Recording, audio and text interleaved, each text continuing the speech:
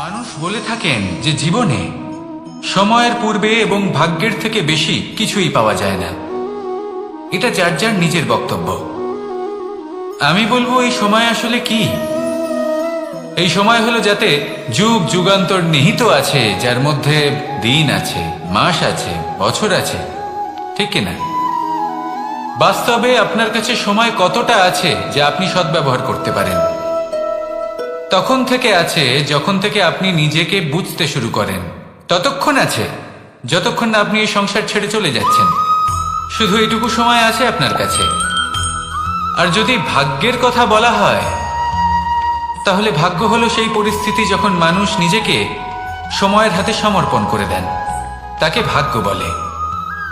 অর্থাৎ আপনি জীবনে পরিশ্রম করেছেন, বিপদের সম্মুখীন হয়েছেন, সামনে এগিয়ে গেছেন, কোথাও পৌঁছে গেছেন, এবং তখন আপনার মনে হলো যে ব্যাস এখানেই থেমে যাওয়া উচিত।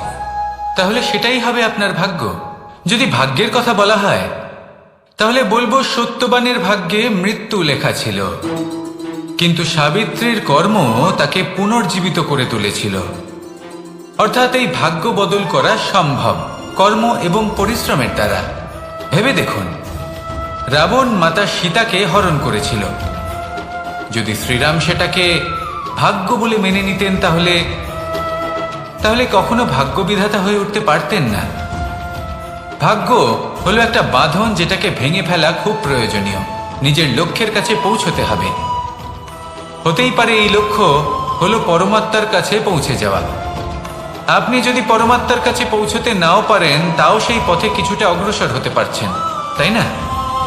তাহলে ভাগ্যের এই বাঁধন ভেঙে ফেলুন, নিজের কর্মের দ্বারা নিজের প্রারব্ধ গড়ে তুলুন এবং আমার সাথে ভালোবেসে বলুন, রাধা রাধা।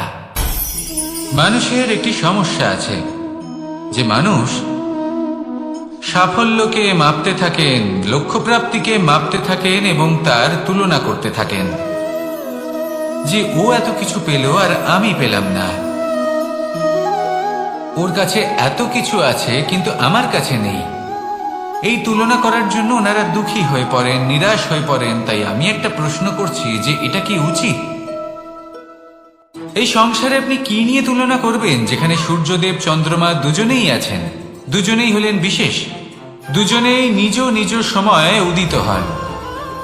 এদের মধ্যে একজন না থাকলে তাহলে আমাদের জীবন কঠিন হয়ে পড়বে।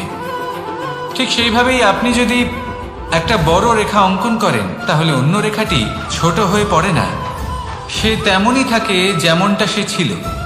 আপনার অস্তিত্ব কখনো ছোট বা বড় হতে পারে না।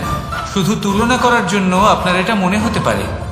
যদি আপনি যুদ্ধ করতে চান, আপনার তলোয়ারের প্রয়োজন পড়বে।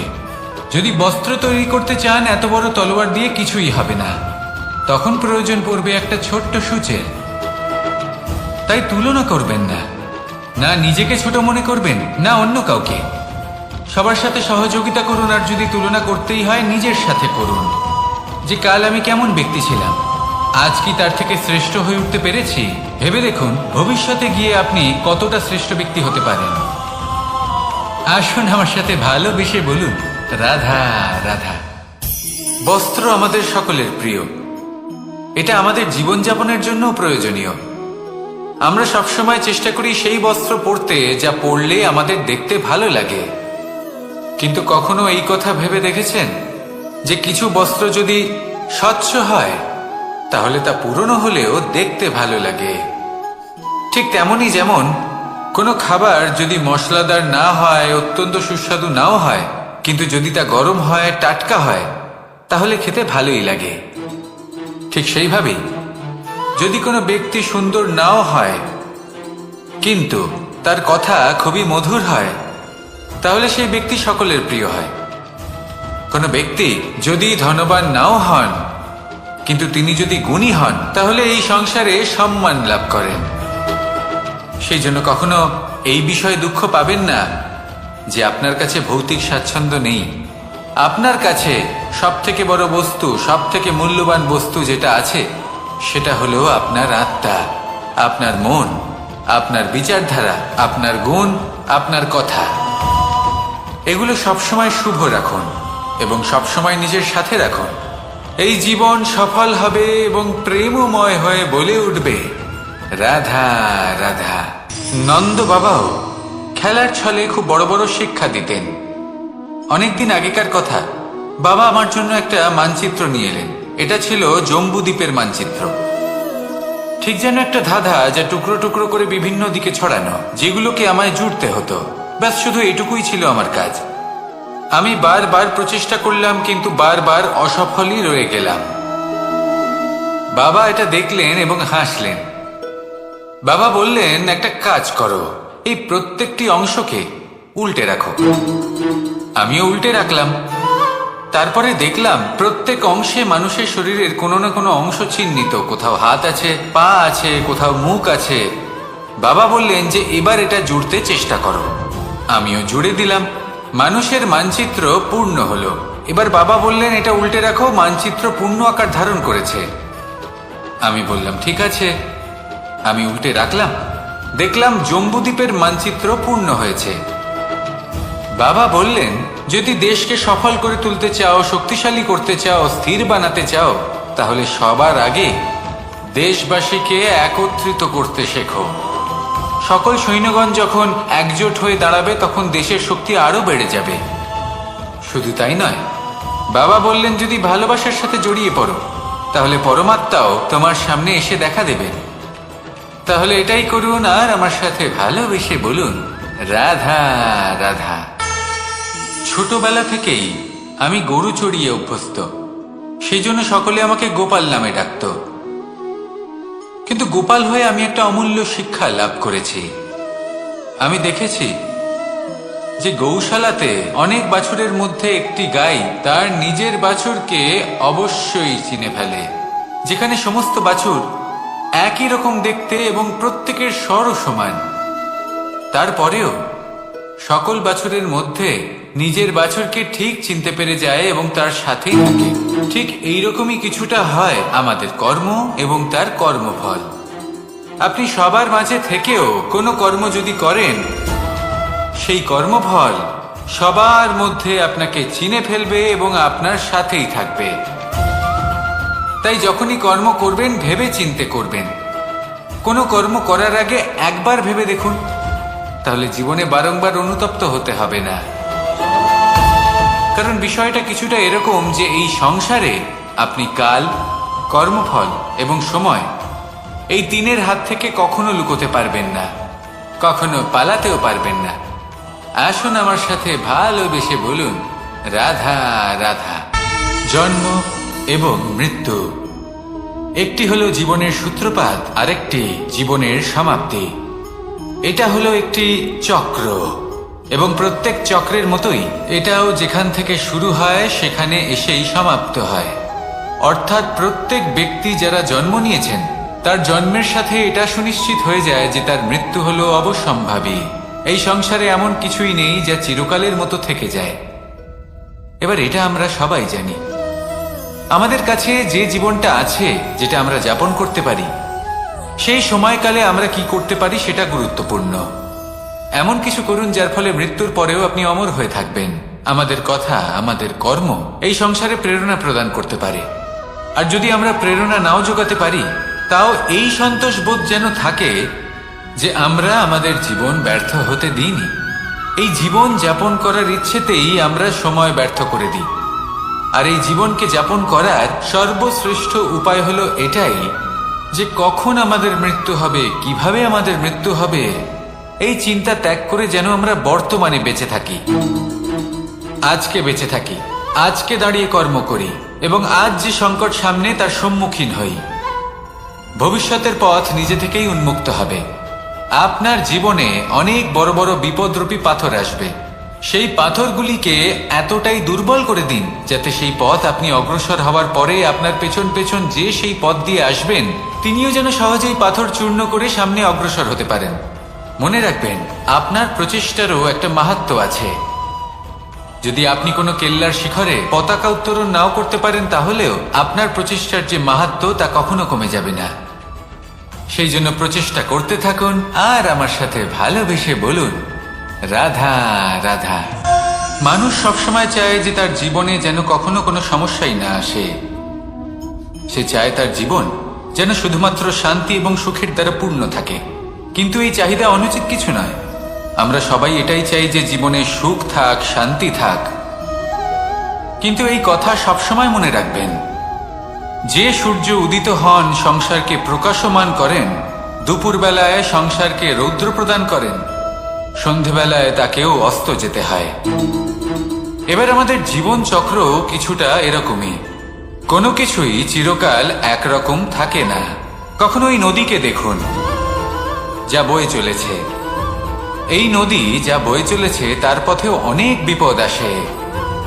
বড় বড় পাথরের সম্মুখীন হয়ে তাকেও সামনে এগিয়ে যেতে হয়।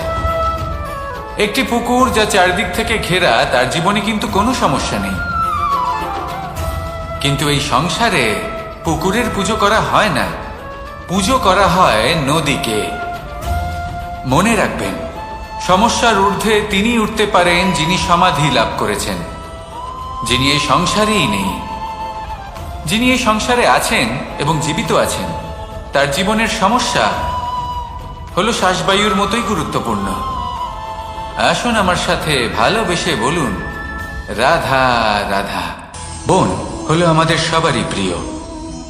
সেখানকার সৌন্দর্য, শান্তি, সেখানকার পরিবেশ আমাদের সকলের ভালো লাগে এবং সেখান থেকে আমরা কাঠ পাই, যা সংসারে আমাদের জীবনে আমাদের খুব সহায়ক হয়ে ওঠে। এর দ্বারা আমরা অনেক কিছুই প্রাপ্ত করতে পারি। অনেক বাদ্যযন্ত্র আমরা লাভ করতে পারি। এর অনেকভাবে প্রয়োগ সম্ভব। কিছু কাঠ অত্যন্ত সুগন্ধি হয়, যা আমরা ঈশ্বরকে নিবেদন করি, যেমন চন্দন। এবার ভাবুন, একজন অসাবধানী ব্যক্তি, তার হাত থেকে ছোট্ট একটা আগুনের ফুলকি যদি সেখানে পড়ে, তাহলে তা সমগ্র বনকে ভস্ম করে দিতে পারে। আর যখন এই আগুন ছড়িয়ে পড়ে, তখন তা কাউকে রেহাই দেয় না। অন্য বৃক্ষকে নয়, পাতাকে নয়, ফলকে নয়, কাঁটাকে নয়, কাউকে নয়, পথে যাকে পায় তাকেই ভস্ম করে দেয়। এই ছোট্ট আগুনের ফুলকি। কিন্তু এই ছোট্ট আগুনের ফুলকি সবার আগে কাকে ভস্ম করে? সেই সকল ছোট ছোট শুকনো পাতা, সেই ছোট ছোট গাছের ডাল। ঠিক সেইভাবেই আপনার জীবনে একজন খারাপ ব্যক্তি এসে হয়তো আপনার সমগ্র জীবন ধ্বংস করে দিতে পারে। আর আপনার এই জীবনে এই ছোট ছোট শুকনো পাতা এবং এই ছোট ছোট শুকনো কাঠ আপনার ছোট ছোট স্বার্থ। আপনার স্বার্থের দ্বারা এই অশুভ ব্যক্তি আপনার মনে অশুভ আবেগ বাড়িয়ে তুলবে এবং আস্তে আস্তে আপনার জীবন শেষ করে দিতে পারে। তাই মনে রাখবেন, এই জীবন অমূল্য। আপনি হলেন অমূল্য। এই জীবন যাপন করুন এবং এই জীবনের কাছে পৌঁছানোর দ্বার আর কোথাও নেই, আপনার কাছেই আছে। আপনার মনে, আপনার বিবেকে, আপনার দৃষ্টিভঙ্গিতে, আপনার ভাবনাতেই আছে। এই দ্বারকে খুলুন। জীবন সফল হবে আর ভালোবেসে বলবে, রাধা রাধা। কথায় আছে যে স্বপ্ন এবং লক্ষ্য হলো একটি মুদ্রারই দুটি দিক। যতক্ষণ না স্বপ্ন দেখছেন, ততক্ষণ বুঝবেন কি করে আপনার লক্ষ্য কি? স্বপ্ন দেখে যদি নিজের লক্ষ্য বুঝতে পারেন, সেটা পেতে চান, তবেই সেটা লাভ করতে পারবেন। কিন্তু স্বপ্ন এবং লক্ষ্য, এই দুইয়ের মধ্যে একটা ভারসাম্য রয়েছে, যেটা বজায় রাখা প্রয়োজনীয়। একে আমরা বলে থাকি পরিশ্রম। দেখুন, যদি আপনি স্বপ্ন দেখতে চান, তাহলে পরিশ্রম ত্যাগ করে নিদ্রা লাভ প্রয়োজন। কিন্তু যদি আপনি লক্ষ্য লাভ করতে চান, তাহলে আপনাকে নিদ্রা ত্যাগ করে পরিশ্রম করতে হবে।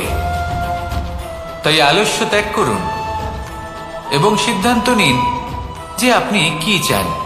আপনার জীবনের এই তুলাদণ্ডে স্বপ্নের পাল্লা ভারী হওয়া প্রয়োজন নাকি লক্ষ্যের? আমার মতে এই দুইয়ের মধ্যে যদি ভারসাম্য বজায় রাখেন, তবে পথ নিজে থেকেই সামনে আসবে। শুধু সেই পথে অগ্রসর হতে থাকুন এবং আমার সাথে ভালোবেসে বলুন, রাধা রাধা। আমরা সবাই জীবনে সুখ লাভ করতে চাই। শুধু জীবনে কেন, জীবনের পরেও আমরা সুখ লাভ করতে চাই। আমরা সকলে স্বর্গের কামনা করি। কিন্তু খুব সহজ একটা কথা, যদি আপনি স্বর্গলাভ করতে চান তাহলে প্রথমে মৃত্যু লাভ করতে হবে। আপনি যদি প্রাণই না দেন তাহলে আপনি স্বর্গলাভ কিভাবে করবেন, তাই না? শুধু এই ছোট্ট একটা বিষয় দ্বারা আমরা জীবনে অনেক কিছুই শিখতে পারি। যদি আপনার কোনো লক্ষ্য থাকে, কোনো মনোবাঞ্ছিত স্থান থাকে, কোনো বড় কাজ আপনি করতে চান, তাহলে সেই সবই হবে। কিন্তু শুধুমাত্র কামনা করলে হবে না, আপনাকে কর্ম করতে হবে, নিরন্তর প্রয়াস, পরিশ্রম, পথ খুঁজতে হবে, সামনে অগ্রসর হতে হবে। কখনো অসফল হলে তার কারণ খুঁজতে হবে, বিপদের সম্মুখীন হতে হবে, অন্তর থেকে নিজের শক্তি বাড়িয়ে তুলতে হবে। তবেই আপনি নিজের লক্ষ্য লাভ করতে পারবেন, মনোবাঞ্ছিত স্থান পাবেন। মহান নদী গঙ্গা একটি বিন্দু দ্বারা শুরু হয়, ধীরে ধীরে অগ্রসর হয়। কোনো পাথরে ধাক্কা খেলেও সে থামে না, বরং এগোতেই থাকে। তারপরেই সে মহান নদী গঙ্গা হয়ে উঠতে পারে। পরিশ্রম করুন, লক্ষ্য লাভ করুন, আর আমার সাথে ভালোবেসে বলুন, রাধা রাধা। এই সংসারে 3 ধরনের আবেগ অত্যন্ত গুরুত্বপূর্ণ, যা প্রত্যেক মানুষের জীবনে থাকে। প্রথমটা হলো আনন্দ, যা আমরা সবাই লাভ করতে চাই। দ্বিতীয় হলো ক্রোধ, এটা তখনই আসে যখন আমরা আমাদের উপর নিয়ন্ত্রণ হারাই বা কোনো পরিস্থিতি আমাদের প্রতিকূল হয়ে থাকে। তৃতীয় হলো দুঃখ, এই দুঃখ তখনই আসে যখন কোনো একটা পরিস্থিতি আমাদের মনের মতো হয় না, বা আমাদের প্রিয়জন আমাদের বুঝতে পারেন না, আমরা অমূল্য কিছু হারিয়ে ফেলি, তখন এই দুঃখ আমাদের হৃদয়ে আশ্রয় নেয়। এই 3 আবেগ হলো এমন যে আমাদের জীবনে আসতে এবং যেতে থাকবে। কিন্তু এই 3টি আবেগের বিষয়ে কোন কথাটা মনে রাখতে হবে সেটা শুনুন। যখনই আপনি আনন্দে থাকবেন, প্রতিশ্রুতি দেবেন না, কারণ যখন মানুষ আনন্দে থাকেন তখন তিনি নিজের বিবেক বোধ হারিয়ে ফেলেন। দ্বিতীয়ত, যখনই আপনি ক্রুদ্ধ হবেন, উত্তর দেবেন না, কারণ ক্রোধের বশে যে উত্তরই দেবেন সেটা শুভ হবে না। তৃতীয়ত, যখনই আপনি দুঃখী থাকবেন, কোনো সিদ্ধান্ত নেবেন না, তখন নিজের মনের ওপর, নিজের কর্মের ওপর, নিজের উপর নিয়ন্ত্রণ রাখতে চেষ্টা করুন। যদি এই 3টি আবেগের ক্ষেত্রে এই জিনিসগুলো মনে রাখেন, তাহলে জীবনে কখনো আক্ষেপ করবেন না। আসুন আমার সাথে ভালোবেসে বলুন, রাধা রাধা। আমাদের মধ্যে বেশিরভাগ মানুষ কোনো না কোনো মহাশক্তির উপস্থিতিকে বিশ্বাস করেন। আমরা মনে করি যে এ হলো সেই মহাশক্তি যার প্রভাব, যার কৃপা চিরকাল আমাদের উপর বজায় থাকে। আমাদের কর্মের ওপর, কর্মফলের ওপর চিরকাল তার দৃষ্টি থাকে।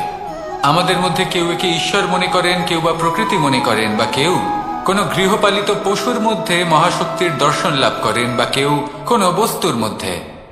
প্রত্যেকের নিজস্ব বিশ্বাস আছে, কিন্তু সেই শক্তির থেকে আশীর্বাদ লাভের জন্য বা কোনো ইচ্ছে পূরণের জন্য আমরা কখনো না কখনো মন্দিরে যাই। এই মন্দির শব্দের সূত্রপাত কিভাবে, আগে সেটা বুঝে নেওয়া যাক। মন্দির, এই শব্দের আরম্ভ হলো মনের দ্বারা। কিন্তু বেশিরভাগ মানুষ যখনই মন্দিরে যান কোনো ইচ্ছে পূরণের জন্য বা ইচ্ছে পূরণ হওয়ার পরে ধন্যবাদ দেওয়ার জন্য, তখন তিনি শুধুমাত্র শারীরিকভাবে সেখানে উপস্থিত থাকেন। তার মন তো সাংসারিক কাজের মধ্যেই ঘোরাফেরা করতে থাকে, তাই না? তাহলে বলুন, এর অর্থ কি? যদি আপনি মন্দিরে নিজের মনকেই না নিয়ে যান, তাহলে তার কি লাভ হবে? মন্দিরে গিয়ে নিজের মনকে ঈশ্বরের চরণে পূর্ণরূপে সমর্পণ করুন। নিজের মন থেকে ঈশ্বরের আরাধনা করুন, আর এই মন থেকেই বলুন, রাধা রাধা। মানুষ শুধুমাত্র 2 ধরনের ব্যক্তির সামনেই নত হন। একজন হলেন তিনি যাকে তিনি সম্মান করেন, আর আরেকজন যাকে তিনি ভয় পান। এবার কোনো ব্যক্তি যদি আপনার সামনে নত হন, তাহলে তার পেছনের কারণ কি? আপনার প্রতি সম্মান নাকি আপনার প্রতি ভয়? সেটা আপনাকেই বুঝতে হবে। যদি আপনি এমন মনে করেন যে তাতে কি যায় আসে, ভয় হোক বা সম্মান, কেউ আমার সামনে নত তো হচ্ছেন, যদি এটা আপনার চিন্তা ভাবনা হয়, তাহলে আপনাকে মনে করিয়ে দিই, এই সময় বদলাতে বেশি সময় লাগে না। আজ যে ব্যক্তি আপনাকে দেখে ভয় পাচ্ছে, কাল এই ভয়ের সমাপ্তিও ঘটতে পারে। আবার এমনও হতে পারে যে তার কাছে অত্যধিক শক্তি চলে এলো। অনেক কিছুই হতে পারে। তাই মনে রাখবেন, যে মাথা ভয়ের কারণে নত হয় তা সময় এলে সবার আগে বিরোধিতা করতে পারে, আর যে মাথা সম্মানের কারণে নত হয় আপনার জন্য নিজের শিরচ্ছেদও সে করতে পারে। তাই সকলকে আপন করে নিন, কিন্তু ভয় প্রয়োগ করে নয়। কর্ম করুন এবং সম্মান অর্জন করুন। শুধু এটাই করুন আর আমার সাথে ভালোবেসে বলুন, রাধা রাধা। সূচের শেষে একটি ছিদ্র থাকে যার দ্বারা আমরা এই সুতো পরাতে পারি, আর তারপর সূচের সাহায্যে এই সুতো দিয়ে বস্ত্র সেলাই করা যায়। কিন্তু যদি সুতোটা সোজা করে ধরা না হয় তাহলে সূচে কখনো এই সুতো পরানোই সম্ভব নয়।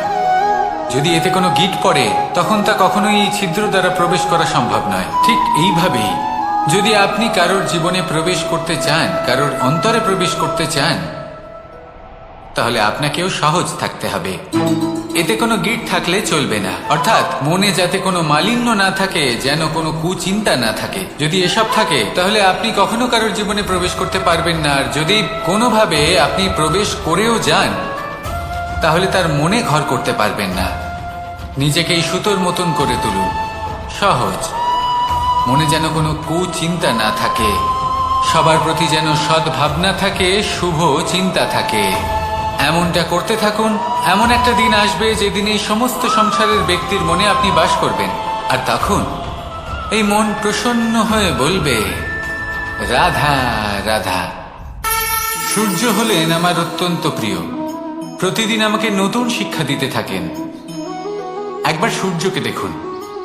4 প্রহর পর্যন্ত উনি অন্ধকার সহ্য করেন, তারপর আস্তে আস্তে উদিত হন। প্রথমে লাল, তারপর গেরুয়া, তারপর শ্বেত বর্ণ ধারণ করেন। আস্তে আস্তে আকাশে উদিত হন, আর তারপর সমস্ত সংসারে প্রকাশমান হয়ে উঠবেন। এ হলো সূর্যের তপস্যা, তার ধৈর্য, তার প্রতীক্ষা, তার পরিশ্রম, যার ফলে উনি সংসারে সর্বোচ্চ স্থান অধিকার করেছেন। যদি আপনিও এই সংসারে সূর্যের মতোই মহান হয়ে উঠতে চান, সূর্যের মতো এই সংসারে সর্বোচ্চ স্থান অধিকার করতে চান, তাহলে আপনাকে সূর্যের মতোই তপস্যা করতে হবে, প্রতীক্ষা করতে হবে, ধৈর্য ধরতে হবে, পরিশ্রম করতে হবে। তবেই এই সংসারে আপনি সম্মান লাভ করবেন, যশ লাভ করবেন।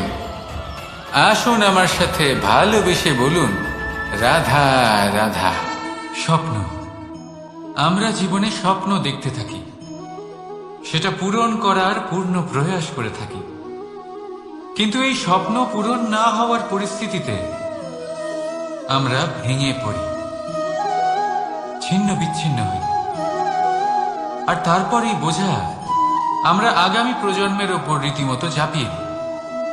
আমরা এটাই মনে করি যে আমরা যেটা হতে পারিনি সেটা আমাদের সন্তান অবশ্যই হবে। আমরা যা কখনো পাইনি আমাদের সন্তান অবশ্যই তা পাবে। এটা যে অনুচিত সেটা আমরা ভাবি না, কিন্তু এটা ভুল। আর এই ভুল আমরা সকলেই করে থাকি। সন্তান প্রকৃতি আর পরমাত্মার আশীর্বাদ। ওদের ভেতরে তাদের নিজের একটা অস্তিত্ব লুকিয়ে থাকে, সেটা মন দিয়ে দেখুন তো। আপনি শুধু ওই সন্তানকে জন্ম দিয়েছেন, কিন্তু ওর জীবন আপনার নয়। তাই নিজের সন্তানের সাথে থাকুন, সময় কাটান, ওদেরকে ভালোবাসুন, সবসময় প্রেরণা দিন। কিন্তু প্রেরণা দিন ওর নিজের অস্তিত্বকে বাড়ানোর জন্য, ওর নিজের স্বপ্ন পূরণ করার জন্য, আপনার স্বপ্ন পূরণ করার জন্য নয়। ওদের অস্তিত্বকে পূর্ণাঙ্গে বৃদ্ধি পেতে দিন। রাধা রাধা। এই পুকুর দেখছেন আপনি? পুকুরের জল কখনো প্রবাহিত হয় না, একই স্থানে জমে থাকে, আর সেই কারণে কিছুদিন পর ময়লা হতে শুরু করে। কিন্তু তাও আমরা একে ত্যাগ করি না, আমরা তবুও একে পুজো করি, শুধুমাত্র এই কারণে নয় যে অতীতে সে আমাদের তৃষ্ণা মিটিয়েছে, কিন্তু এই কারণেও যে যদিও বা সে ভবিষ্যতে আমাদের তৃষ্ণা না মেটায়, কিন্তু প্রয়োজন হলে আগুন অবশ্যই নেভাতে পারে। ঠিক সেই রকমই হয় আমাদের সম্পর্ক, সম্পর্ক যা আমরা বহু বছর পরিশ্রম করে তৈরি করি, যে দরকার পড়লে আমাদের সহায়ক হয় কোনো না কোনোভাবে। সেই জন্য সম্মান করতে শিখুন এই সম্পর্কগুলিকে, শিখুন এই সম্পর্কগুলিকে অটুট রাখতে। কথায় কথায় এই সম্পর্কগুলিকে ভেঙে দিতে শিখবেন না। রাধা রাধা। বিষ, এই শব্দটা শুনলেই মনে অনেক কল্পনা জন্ম নেয়। কল্পনা অসহ্যকর তিক্ততা, কল্পনা অত্যন্ত বেদনাদায়ক মৃত্যু। এবার যদি আপনাকে জিজ্ঞেস করা হয় যে সবচেয়ে বিষাক্ত বিষ কোনটা, তাহলে আপনি কি বলবেন? কেউ বলবে সর্পের বিষ, কেউ বলবে কাঁকড়া বিছের, কেউ বলবে কালকিউটের বিষ। কিন্তু না, এই সমস্ত রকম বিষ সেই বিষের সামনে টিকতে পারবে না যাকে আমরা বলে থাকি কানের মধ্যে ঢালা বিষ। শুনতে অত্যন্ত মিষ্টি, কিন্তু তিক্ততায় অত্যন্ত বিষাক্ত। পেটের মধ্যে যাওয়া এই বিষ শুধুমাত্র একটি মানুষের মৃত্যুর কারণ হয়, কেবল একটি। কিন্তু কানের মধ্যে ঢালা এই বিষ একাধিক সম্পর্কের নাশ করতে পারে। আর এটাতে সেই ব্যক্তির ভুল নেই যে আপনার কানে বিষ ভরেছে, আপনি তাকে দোষ দিতে পারেন না। এখানে দোষ আপনার নিজের, যে এই বিষকে আপনি নিজের উপরে প্রভাব ফেলতে দিয়েছেন, এই বিষকে সুযোগ দিয়েছেন আপনার ক্ষতি করতে। এটা আপনার ভুল। সেই জন্য কুমন্ত্রণায় কখনো কান দেবেন না। আপনার মনে ভালোবাসার দৃঢ়তা জাগিয়ে তুলুন আর নষ্ট করে দিন এই সংসারের সমস্ত বিষের প্রভাব। রাধা রাধা। জীবন, আমাদের এই জীবন, সুখ আর দুঃখ, এই দুইয়ের মিশ্রণ। এদের সংমিশ্রণই জীবনের ভারসাম্য বজায় রাখে। এখন এই সুখ, সুখ এমন এক বস্তু যাকে সবাই খুঁজে চলেছে। দুঃখ এমন এক অনুভূতি যা সবার কাছে আছে। আমাদের প্রত্যেকের জীবনে সুখ আর দুঃখ আসতে থাকবে আর যেতেও থাকবে, এটা অবশ্যই জীবনে থাকবে। কিন্তু সফলতা, এটা সবার জীবনে আসে না। কেন? কারণ এই সফলতা সুখ আর দুঃখের দ্বারা প্রাপ্ত হয় না। সফলতা প্রাপ্ত হয় নিজের উপরে বিশ্বাস করতে থাকে। আকাশের ওই সূর্যকে দেখুন, সূর্যের বিশ্বাস আছে নিজের উপর যে সে সমস্ত জগৎকে আলোকিত করতে পারবে, নিজের প্রথম রশ্মি দিয়ে অন্ধকারকে দূর করতে পারবে। সূর্য এই বিশ্বাস নিয়েই আসে, আর কিছুক্ষণের মধ্যেই সমস্ত সংসার থেকে অন্ধকারকে বিনাশ করে ফেলে সে। তাহলে মনে রাখবেন, এই সুখের আভাস, এই দুঃখের অনুভূতি আসতেও থাকবে আর যেতেও থাকবে। শুধু নিজের উপরে বিশ্বাস রাখুন, তারপর দেখবেন এই সফলতা আপনার দাস হয়ে থাকবে। রাধা রাধা। চাঁদ কত শ্রেয়, শুভ্র, কত সুন্দর। কিন্তু যদি আপনি মনোযোগ সহকারে দেখেন তাহলে দেখবেন এই চাঁদেও দাগ আছে। আর এই দাগগুলি থাকার কারণে কি এই চাঁদের মাহাত্ম্য কখনো কমে যায়? কখনো না। এর কারণ হলো চাঁদের নিরন্তর চেষ্টা। একবার এই আকাশে দেখুন, এই অন্ধকার সবসময় চেষ্টা করে চাঁদকে ঢেকে দেওয়া, কিন্তু এই চাঁদ সবসময় এই অন্ধকারের সাথে লড়াই করতে থাকে। অমাবস্যা থেকে শুরু করে চাঁদের এই যাত্রা পূর্ণিমা অবধি পৌঁছেই যায়। আর তাই এই চাঁদের পুজো করা হয়। এই কারণে এই চাঁদকে মাহাত্ম্য দেওয়া হয়। এইভাবেই যদি আপনার মধ্যে কোনো দোষ থাকে, কোনো খারাপ কিছু থাকে, তাহলে সেটা কোনো বড় ব্যাপার নয়। চেষ্টা করুন সেটাকে শুধরে নেওয়ার, কিন্তু সেই কারণে নিজেকে খারাপ মনে করা এটা অনুচিত। নিজের ভুলগুলো, নিজের দোষগুলো, নিজের খারাপ দিকের কথা ভুলে আপনি এই সংসারের ভালোর দিকে প্রস্থান করেই দেখুন না। আপনি দেখবেন আপনার অন্তরের তেজ ঠিকরে বেরোচ্ছে। রাধা রাধা। এই পিঁপড়েদের দেখছেন আপনি? সবাই একই রকমের। এদের মধ্যে তফাৎ খুঁজে বার করা অসম্ভব। মনে হয় যেন ওদের আলাদা আলাদা অস্তিত্বই নেই। কিন্তু যদি আপনি মন দিয়ে দেখেন, তাহলে দেখবেন প্রতিটা পিঁপড়ের আলাদা কাজ নির্ধারিত। তাদের আলাদা অস্তিত্ব আছে। কেউ বাড়ি বানানোর জন্য মাটি সংগ্রহ করতে পটু, কেউ ঢিপি বানাতে পটু, কেউ খাবার খোঁজায় পটু, আবার কেউ সেই খাবার আনায় পটু। ঠিক সেরকমই হয় মানুষেরা। মনে হতেই পারে সবাই একই রকম, কিন্তু প্রতিটা মানুষের ব্যক্তিত্ব, প্রতিটা মানুষের অস্তিত্ব ভিন্ন হয়। আর সত্যি কথা বলতে কি, প্রতিটা মানুষের ভিন্নতাই আমাদের প্রগতির দিকে নিয়ে যায়। ভাবুন, যদি আপনাকে কারোর সাথে হাত মিলিয়ে চলতে হয়, তাহলে আপনাকে আপনার সোজা হাত তার উল্টো হাতে ধরে এগোতে হবে। এটাই সৃষ্টিকর্তার সৃষ্টির নিয়ম। ভিন্নতা, এই ভিন্নতাকে আশীর্বাদ ভেবে চলুন। এতে কোনো খারাপ নেই। রাধা রাধা। দাদা আমাকে বহুবার জিজ্ঞেস করেন যে, কানাই, তুমি রাধার সাথে এই সংসারকে প্রেম শেখাতে এসেছো, তাহলে কেন তুমি রাধাকে এত বিরক্ত করো? কেন ও তোমাকে বিরক্ত করে? কেন এই ঝগড়াঝাটি হয়? কেন এই টানাপোড়েন চলে? এবার এটার উত্তর আমি কিছুটা এইভাবে দিতে চাই। পিঁপড়ে সেই বাড়িতেই প্রবেশ করে যেখানে মধু উপস্থিত আছে।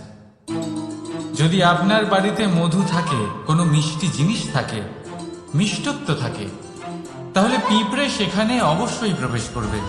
ঠিক এইরকমই হয় আমাদের সম্পর্ক। এর মধ্যে ছোটখাটো ঝগড়াঝাটি, টানাপোড়েন, রাগ করা, মন ভাঙানো, এই সব তো চলতেই থাকে। বিশেষ করে সেই সম্পর্কগুলিতে যেখানে মিষ্টত্ব আছে। মনে রাখবেন, যেই সম্পর্কে কোনো খুনসুটি নেই, রাগ করা, মান ভাঙানো নেই, কোনো ছোটখাটো ঝগড়াঝাটি নেই, সেই সম্পর্ক শুধুমাত্র মস্তিষ্ক দিয়ে পালন করা হচ্ছে, মন থেকে নয়। তাই মন থেকে ভালোবাসতে শিখুন। আর এই ছোটখাটো ঝগড়াঝাটির, এই অম্ল মধুর খুনসুটির আনন্দ উপভোগ করুন, কারণ এতেও ভালোবাসা আছে। রাধা রাধা। এই পুস্তক বড়ই কাজের জিনিস। কাহিনী হোক, কবিতা হোক, স্মৃতি হোক, এতে যাই লিখে দেবেন তা ভবিষ্যতের পুঁজি হয়ে যাবে। কিন্তু যদি কখনো এমন হয় যে এই পুস্তক ময়লা হয়ে যায়, বা যদি কোনো পাতায় আপনি ভুল করে কালি ফেলে দেন, বা কোনো বাক্য লিখতে গিয়ে আপনি ভুল করে ফেলেন, তাহলে আপনি কি করেন? সেই পুস্তক কি আপনি তুলে ফেলে দেন? না, তাই তো। শুধু একটা পাতা ছেড়ে ফেলেন, যাতে সেই পুস্তক সঠিক থাকে, সুন্দর হয়ে ওঠে। এই পুস্তকের মতোই হয় আমাদের সম্পর্ক। তার সেই এক পাতা, একটা ভুল। তাই যে কোনো সম্পর্কে যদি কারোর কোনো ভুল হয়ে গিয়ে থাকে, তাহলে সেই ভুলকে সম্পর্ক থেকে দূরে করা সঠিক হবে। সেই ভুলকে ভুলে যাওয়াই সঠিক হবে। সেই সম্পর্ক ভাঙানো, সেই সম্পর্ক সামলে রাখুন। কারণ ভুল তো সবার দ্বারা হয়। যদি এরকম করেন, তবেই জীবনরূপী পুস্তক আরো সুন্দর হয়ে উঠবে। একে অপরকে ক্ষমা করতে শিখুন। একে অপরের ভুলকে ভুলে যেতে শিখুন। তারপর দেখবেন এই জীবনে আরো আনন্দ আসবে, আর এই সম্পর্ক নিঃশ্বাস নিতে থাকবে। রাধা রাধা।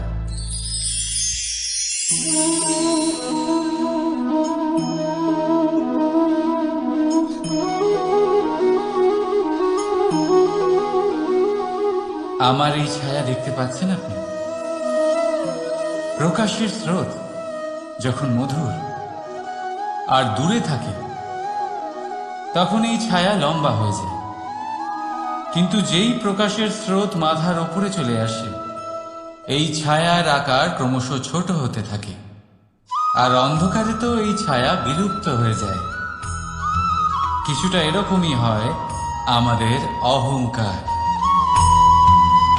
সুখের আগমন হলে, বৈভবের উপলব্ধিতে এটা বাড়তে থাকে।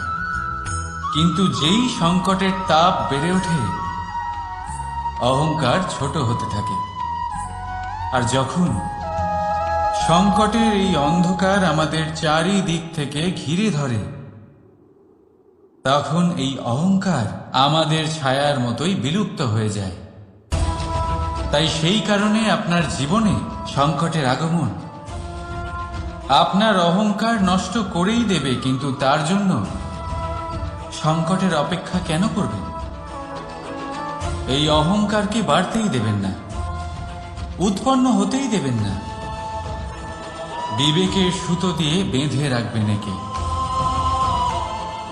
দেখুন, আমি শ্রেষ্ঠ, এটা বিশ্বাস করতে কোনো আপত্তি নেই।